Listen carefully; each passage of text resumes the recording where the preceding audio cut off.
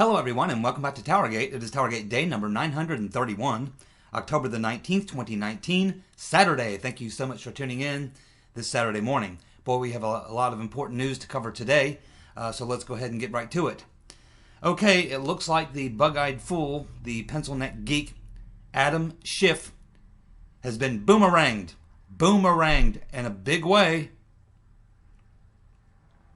It appears that his impeachment witness testimony has backfired big time. The individual we're talking about testified to the committee yesterday. His name is George Kent, K-E-N-T. And George Kent testified that he raised alarms about Hunter Biden's shady business dealings with Ukraine in 2015. But he said he was rejected by a Biden staffer. Kent is a State Department official, a longtime diplomat. He served as the Deputy Assistant Secretary of State. And Kent was told when he raised the issue with Hunter Biden and his activities in Ukraine, Kent was told by Biden staffers that Joe Biden didn't have the, quote, bandwidth to deal with the issue involving his son Hunter, as his other son, Beau, was battling cancer. In other words, yeah, man, don't hit us with this stuff right now about Hunter Biden, because right now the old man is dealing with his other son who's battling cancer. He doesn't have the ability to handle all this right now. But here is definitely not the testimony that the pencil neck geek wanted to hear from Mr. Kent. And as we've been hearing from Jim Jordan and Mark Meadows and Scalise and very many others, a lot of these testimonies in these hearings are saying exactly this. There was no quid pro quo, and yes, Biden was warned, his staff was warned, Obama was warned, many people were warned by people at fairly high levels in the State Department, diplomats, ambassadors, about the issues with Hunter Biden, his Ukraine dealings, based on the fact that his father was the point man, negotiating loans and various other things. And so this information, there was a lot going on with this, and for Biden to sit back and pretend that there wasn't, he's lying. But more importantly, to this current issue in these hearings, these secret hearings, which are going to produce nothing, and of course that's the point. This is not an impeachment inquiry to try to find something to get Trump. They know there's nothing there. The DOJ's already looked at the transcript of both the whistleblower and the call. There's nothing there. The Democrats know it. Schiff knows it. The point is to keep it going and going and going and going to try to damage Trump, or to try to do a Richard Nixon act on him, where you apply so much pressure and you get so much media attention that it begins to show up in the polls, and pretty soon you get 50-60% of people think that the president did something wrong, and this puts so much pressure on members of his party that some members of his party are then forced to do just like they did with Nixon, and go to Nixon and say, Mr. President, you know, you could fight this thing, you may win or whatever, but right now the public opinion polls you're being killed in the public opinion polls. Many members are starting to get weak in the knees. They're not really sure if they can defend you very much longer. The best thing to do, in our opinion, for the party and for the country is for you to resign. This is the game they're trying to run on Trump. It's not going to work. He's not Richard Nixon. And Richard Nixon actually was culpable in some things, whereas Trump is not.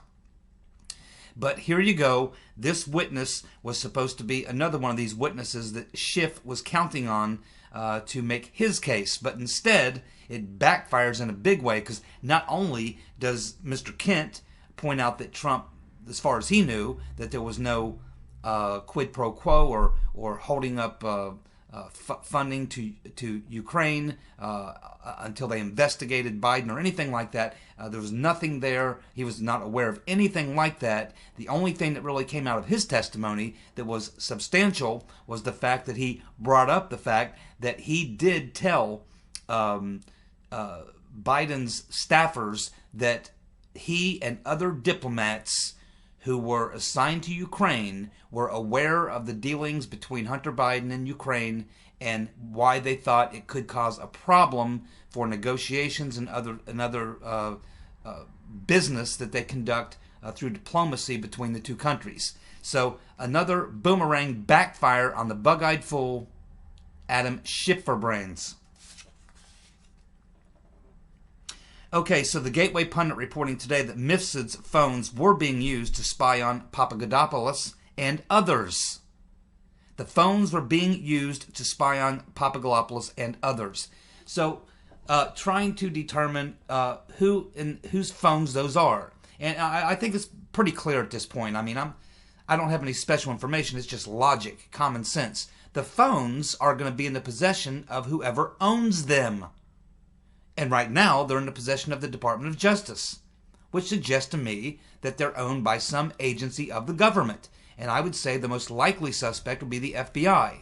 The second most likely suspect would be the State Department, or the third would be the CIA, but the CIA would not directly issue phones. They would use another agency of the government. That's how the CIA operates. They use other agencies to do their dirty work. So it could be the CIA going through the State Department to issue the phones to Mifsud. One thing's for sure, certainly aren't Russian phones. The second thing is they're likely not the Italians' phones, because if they were the Italians' phones, the Italians would be holding possession of them. Now, they could release the data and the metadata without releasing the phones. They wouldn't have to physically give up the phones. The physical phones are in possession probably of the owners, and that is the U.S. government. And right now, Barr and Durham. So that's one thing that we have to understand here. And there's a couple things to touch on in this point, but we're watching this investigation go on, and of course a lot of us are still kind of, because of what we've been through, we're still a little bit dicey on whether or not Barr and Durham are actually pursuing this, or if this is just part of the deep state or something. But I think when you see this type of stuff, I think it gives me a lot of confidence that Barr is the real deal and Durham is definitely the real deal. This is exactly how Durham was advertised. Hard-charging, hard-nosed. He's got a lot of experience investigating the Central Intelligence Agency, the FBI. He's brought down FBI officials before. We don't know, because it was all secret, what he came up with on the CIA and the torture sites and stuff like that. That was never really released, very little of it. But he has a long track record of being known as a very tough, hard-nosed prosecutor, and he doesn't mind blowing the whistle on corrupt government officials. That's why Barr likely selected him. But if you ever had any doubt that Durham is a serious individual, this should remove any doubt, because he's going to this effort, and it probably took quite a bit of effort, and other things that he's doing. So let's kind of recap this a little bit, and I want to kind of refer back to a question that Gordon, one of our great subscribers to my channel, does a lot of commenting. He sends me a lot of stuff. So Gordon definitely is someone whose post I do pay attention to all of them, but Gordon definitely is someone who I know probably does a lot of his own research. And he asked a very good question. Actually, it was like a 3-part question in his comment, and I can't remember the exact details of all parts of his question. Very good question he raises, and it mainly was dealing with the issue of the timing, because let's go through what we've learned in the last couple of weeks. Barr and Durham make I forget the word they use to describe it, but a very unusual trip to Italy. And what they describe by unusual is the fact that it violated almost every protocol of what you normally do when a top government official in the United States goes to a foreign country. There's a whole set of protocols. Barr and Durham did not follow any of those protocols. It was almost like a surprise visit. These things are normally set up weeks and weeks in advance. There's all sorts of protocols they go through. Barr and Durham violated almost all those protocols, and they only alerted the Italian government 3 days prior that they were going to come, and specifically they didn't go there to talk to current or previous government officials as far as in the government of the previous administration or the current. They went to law enforcement, high-level law enforcement, and military defense people.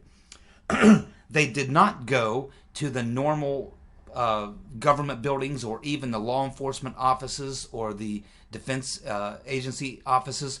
They went to a very low-key place, kind of out in the country, a private place. No government buildings, no high five-star hotel, nothing like that. They went to a private, someplace out into the countryside somewhere, a private place. We don't know where, but it was intended to be very secretive. Barr and Durham did not want they did not want it advertised that they were going there. They wanted it to be a surprise visit, and they wanted to keep it on the down low, and they wanted to make sure that they didn't draw a lot of attention to themselves when they got there. And they only wanted to deal with specific individuals. Now, what we learned from this La Repubblica paper is that Barr and Durham, specifically Barr, was pushing very hard on Italian agencies, these high-level cops, to admit that they had a role to play working with the Obama administration in the Spygate thing. And of course, the Italian government pushing back on that and basically saying, look, and of course Barr and Durham pushing very hard on MIFSID. And the intelligence agency said, look, and the law enforcement people they talked to said, look, as far as MIFSID is concerned, we look at the guy as kind of a joke. We don't even take him seriously, okay? So, you know, we don't think that our intelligence agencies, or to our knowledge, anyone in the Italian government was working with MIFSID. Now, whether some other foreign government agency, whether the UK or the US or Australia or someone else, now maybe they were working with MIFSID, but we're confident from everything we know that we weren't the ones directing MIFSID on behalf of anybody. We weren't in the loop. Now, I don't think Barr and Durham believe that because of the close relationship between Conti and all these other things that we know that have come out. So it appears that they're still not fully cooperating. But we do know from the story that Barr and Durham were able to listen to a recording of a sort of a deposition that was done with MIFSID and these law enforcement and military agencies. Because when MIFSID's name came out and got public, he went to them and asked them for protection. And of course, in the process of that, they basically asked him questions like, who are you afraid of? Why? Why do you think that you're in this danger? And all these types of questions. This is what Barr and Durham heard. Now, the phones. It's being suggested that that Barr and Durham must have gotten these phones when they were in Italy, because they come back from Italy, and then a couple weeks later, Sidney Powell does a request and files a motion with the court to get these phones, which she has all the information on. And she got them from a source. That's what she told the New York Times. Now, this is a source who's probably somewhere inside the DOJ or the FBI or the State Department, who's quite aware of probably what they learned on these phones or what's on these phones. And maybe someone who's friendly to Michael Flynn or friendly to Trump, a white hat of some sort. But whoever it was tipped off Sidney Powell. And they didn't just say, you know, Barr and Durham have these phones. They gave very, very specific details about the make, model of these phones, including the identification number, serial number of the SIM cards. So Gordon's question has to do with the timing. What came first, the chicken or the egg? So I also considered this myself. I haven't really talked about it much because I was hoping to get more information. But since Gordon brought it up in the comments section as a question, my thoughts are, I don't really know, but one of two things I think happened here. Either Barr and Durham went over to Italy and they gathered information and they pressed hard enough that the Italian government maybe turned over these phones and said, well, hey, when we interviewed Misfit, he gave us these phones. Now, maybe Misfit didn't want to have these Blackberries on him because he's smart enough to realize that they have a GPS tracker in them, and he knows that if the phones are with him, then wherever he goes, the phones are on him, they're going to be able to track him. So he probably just wanted to get rid of the damn phones. Here, take these phones. I don't want anything to do with them. And maybe they were turned over to Barr and Durham. This is one possibility. But I hold out another possibility, and I think this may be where Gordon is kind of thinking about it as well. Think about this. Barr and Durham make a surprise visit, and they clearly were hot on it. This is something that happened with very short notice. They avoided all the normal protocols to have this super secret meeting. They wanted to keep it quiet. It happened very quickly, and when they got there, they were applying a lot of pressure. So I think it's equally possible that what motivated Barr and Durham is the fact that they somehow got their hands on these devices from somewhere. And what they learned from these devices is what prompted them to make such an emergency surprise visit to Italy. It may very well have been that Barr and Durham got the phones, and that's what motivated them to go to Italy. It's just as likely, of course, that the phones could have been given to them in Italy. But the thing is, the La Repubblica story doesn't say anything about that. And it suggests that in their story that the Italian government officials were telling Barr and Durham, hey, we don't think that Italian intelligence was running MIFSID. We're not suggesting he wasn't being run by some intelligence agency or the FBI or someone else. We're just saying that we cannot find any evidence that the current or former government had any involvement, because as far as the official position, they told Barr and Durham the official position of Italian intelligence is that MIFSID is a gadfly. He's just this strange guy. He's a diplomat. He rubs shoulders with a lot of people and bumps into a lot of people, but they don't take him all that seriously as an intelligence asset.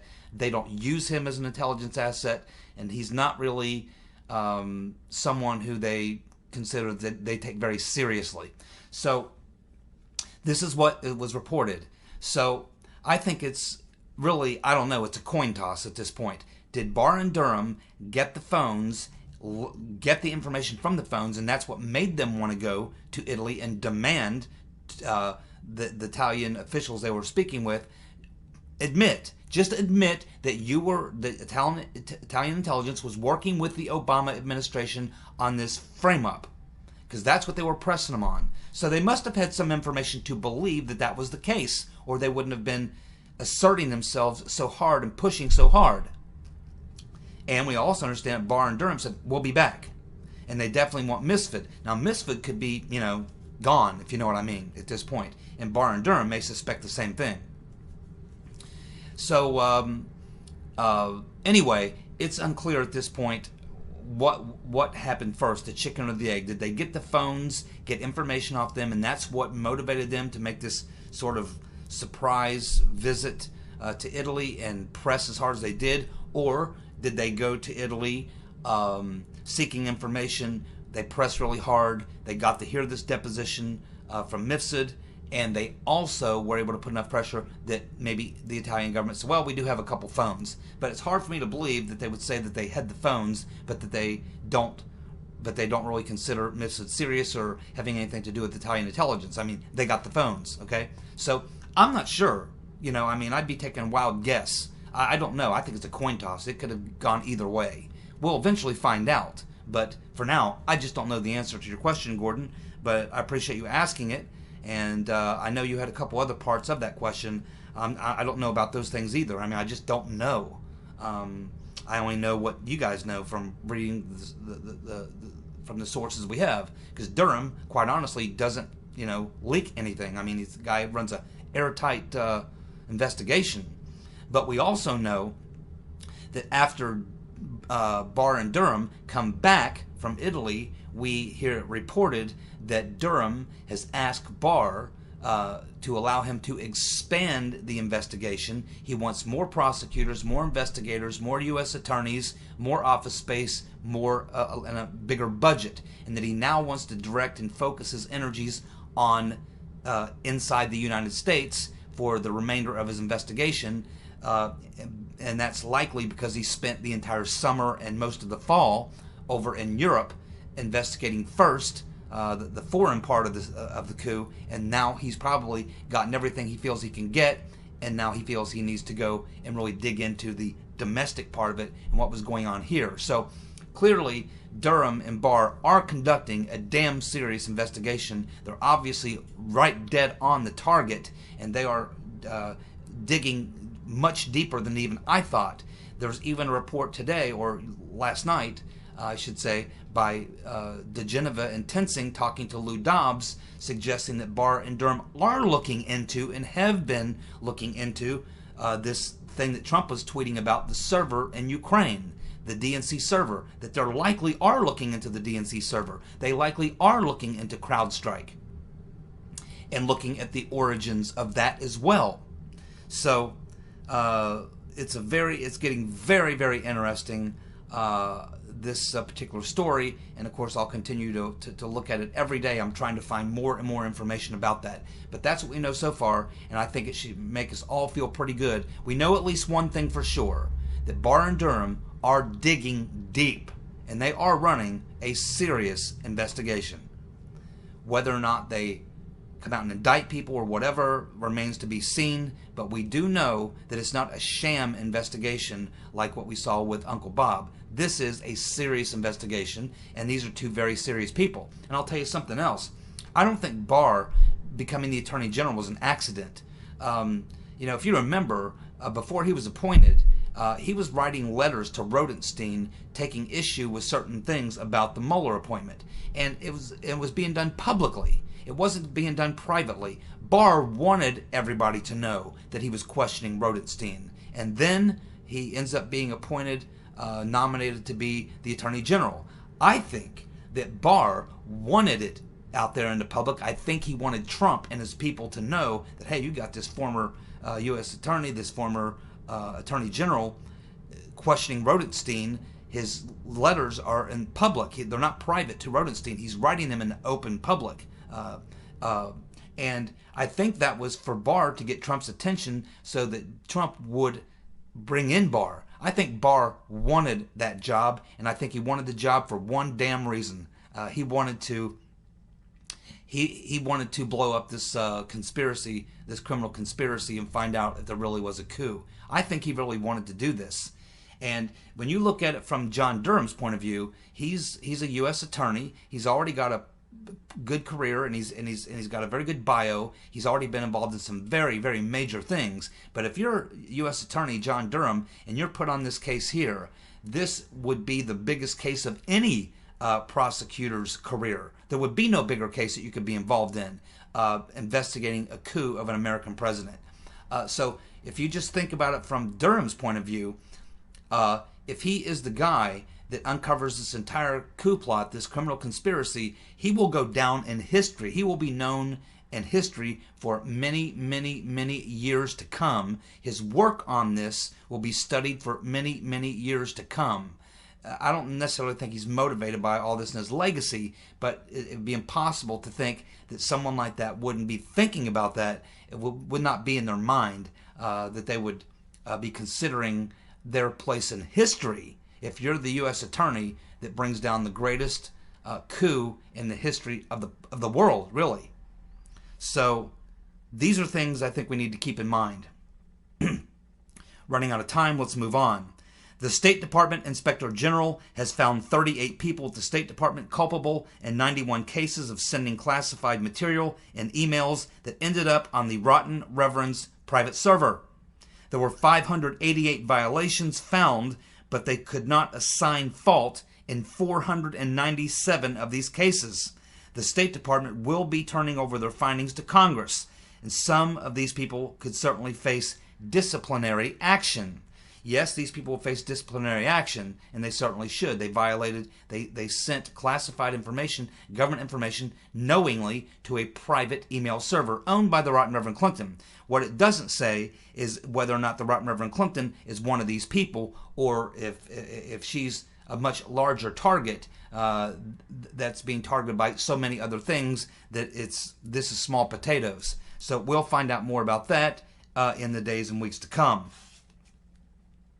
It also appears that Elijah Cummings signed off on 16 subpoenas just days before his death. And just hours before his death, he signed off on 2 of them, just hours before he died. The problem is the signatures. And the signatures on the subpoenas do not appear to be Cummings' actual signature. So people are asking who forged Cummings' signatures. Now, if you read the story, they show you 3 or 4 different documents signed by Cummings. And then they show you a couple of these subpoenas. And you can clearly see these are definitely not the same signatures. It's not even close. It's not like someone looked at his signature, original signatures, and let me try to copy that. No. This is 180 degrees, completely different style of writing, everything. It's not even close. Those are not Cummings signatures, or else all the previous ones are frauds. So now they're looking into that. I told you yesterday. Now you know why I have no love for this individual. I don't know how many of you saw that video. It's hilarious, of those climate change activists in London who tried to get on that, looked like a subway type train, and hold up a giant banner. So they get up there and they start to unfurl the banner, and it delays the train leaving, which pisses off thousands of these people on the train trying to get to where they're going. So they open the doors, they get out, and they literally drag. I saw 3, there may be more, but I saw 3. They drag these people off the top of the train down into the crowd, and man, apparently a beating went on. You can't physically see, because once they get thrown down into the crowd, it's just people gather around them, and you see a lot of commotion. You even see now that I actually saw what I think was a cop, because he's wearing a yellow vest and a uniform, actually driving a couple blows on somebody. So it looks like, in the report in the story, is that these people got drug off the top of the train and got a beatdown, a physical beatdown, got pummeled by these angry passengers trying to get about their busy day. So that was hilarious. We need to see a lot more of that. We're also learning about Barr and Durham's activities in Australia. It appears that the Australian government is fully cooperating with Barr and Durham regarding Alexander Down the Hatch Downer. And remember, Downer is no longer a member of the government. The Australian government now has a new government, and they don't want to be dragged down by Downer. They're much more interested in getting things done with Trump. They don't want to get on his bad side, so they are cooperating. It looks like they're willing to throw Down the Hatch Downer under the bus. And we find out now that specifically what Barr and Durham are interested in when they were in Australia regarding documents, they wanted, and they did get, everything that the Australian government has got document-wise on Alexander Down the Hatch Downer and his associations with the Clinton Foundation, the Clinton Global Initiative, and that's what Barr and Durham wanted. They wanted everything that the Australian government has that connects Downer to Clinton and to the Clinton Foundation. That's what they were wanting. All those documents, and they got them. And apparently, there's a lot there. What does that tell us? It tells me that Mr. Durham has finally discovered what I knew a year and a half ago, is that the Rotten Reverend Clinton is the mastermind of the entire plot. She planned, organized, directed, and controlled this entire thing. Durham is finally realizing that all roads lead back to the Rotten Reverend. I realized this about a year and a half ago, and have been saying so every day since then. I think I'm the only person out there that everybody wants to say, well, Brennan is the guy, Obama's the guy. Yeah, Brennan, Obama, key players, but the person who planned, organized, directed, and controlled this coup was the Rotten Reverend. And I'm sure that when they get deeper and deeper into it, that's what they're going to find. And let me tell you something else. Remember, Mifsud had dinner with the Rotten Reverend Clinton in 2016, in the summer of 2016. Mifsud says that he, obviously a huge fan of the Rotten Reverend Clinton, and even once said that he was a member of the Clinton Foundation, which there is no such thing, as far as we know, as a member. You can be a donor, you can be an employee, or what have you. You can be on the board, but a member of the Clinton Foundation? No, you can be a donor or something like that, but member. So, and remember, his connections with the U.S. government are through the U.S. State Department. That's the Rotten Reverend Clinton's stomping grounds. I would not be the least bit surprised to find that Barr and Durham have found in those communications with Mifsud possibly direct communications with the Rotten Reverend Clinton on those Mifsud devices that Mifsud was using. I think that Durham is starting to figure out where the epicenter is of this entire plot, and it's the Rotten Reverend Clinton.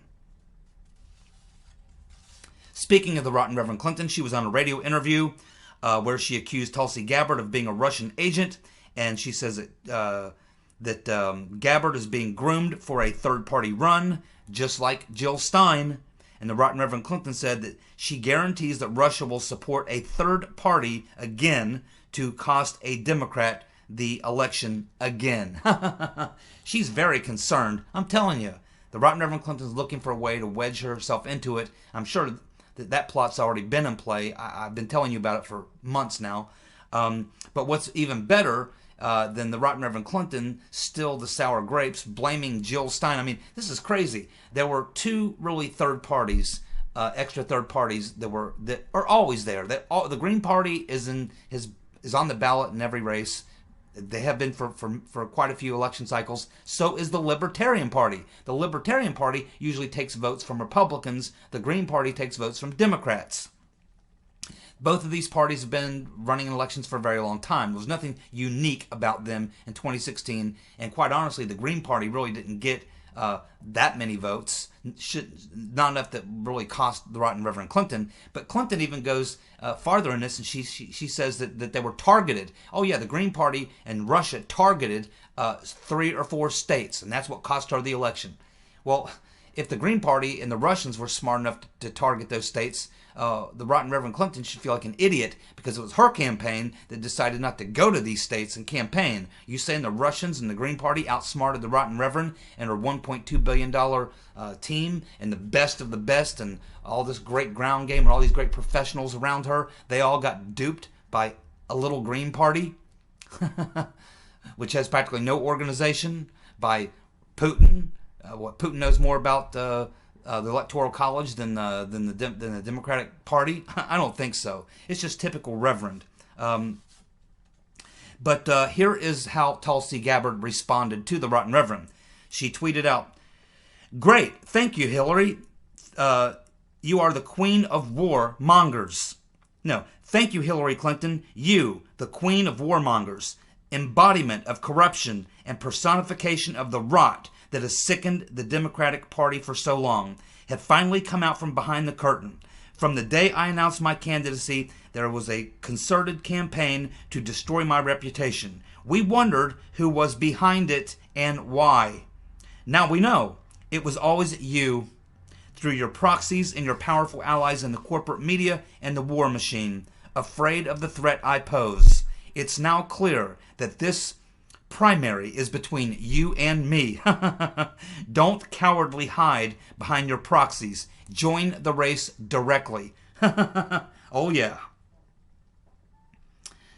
We're also learning today that Trump is going to sue CNN and hit him for a lot of money based on what they're learning from these latest Veritas videos and other things.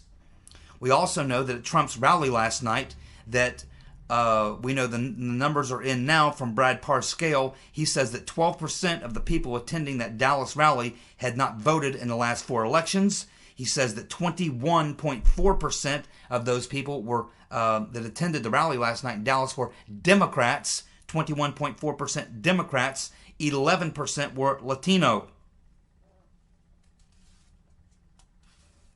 And finally, it's now almost perfectly clear that Eric Sierra Mella is the so-called fake whistleblower. He was the CIA analyst. He was an expert on Russia and Ukraine. He was detailed to the National Security Council at the White House during the Obama administration.